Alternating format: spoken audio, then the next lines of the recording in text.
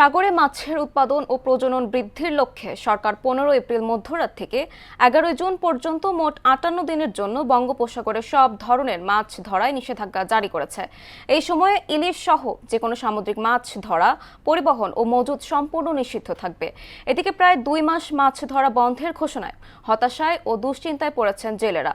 আমানুল হক বাবুলের পাঠানো তথ্যে ও চিত্রে মিশাল বিনতে আনোয়ার, ডেস্ক রিপোর্ট।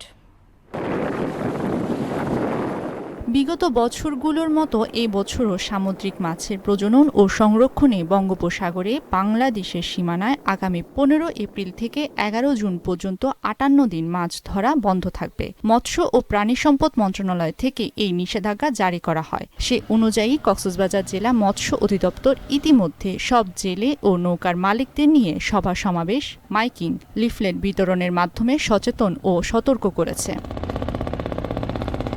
একদিকে জ্বালানি সংকটে প্রায় 1 মাস সাগরে যেতে পারেনি অধিকাংশ মাছ ধরার ট্রলার, অন্যদিকে 58 দিনের মাছ শিকারে নিষেধাজ্ঞা। সব মিলিয়ে কোটি টাকার ক্ষতির মুখে পড়ছেন জেলে পরিবারগুলো। ফলে অনেকেই অভাব অনটনে দিন পার করছেন। 58 দিনের ওজনটা আসছে, আপনার তো না খেয়ে মরতে হবে।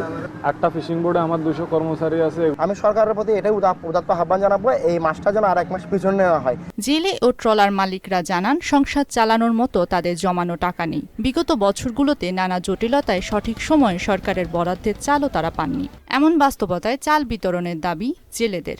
সরকার আমাদের জন্য একটা উপকার করতে হবে, আমরা চালটা পাই।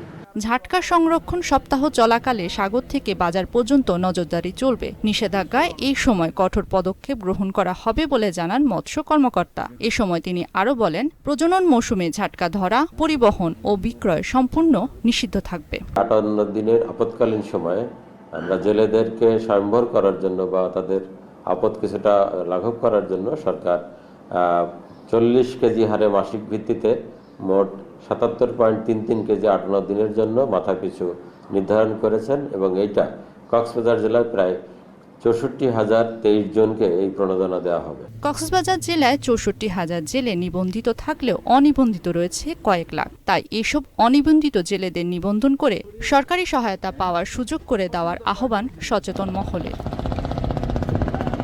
মিশাল বিনতে আনোয়ার, মোহনা সংবাদ।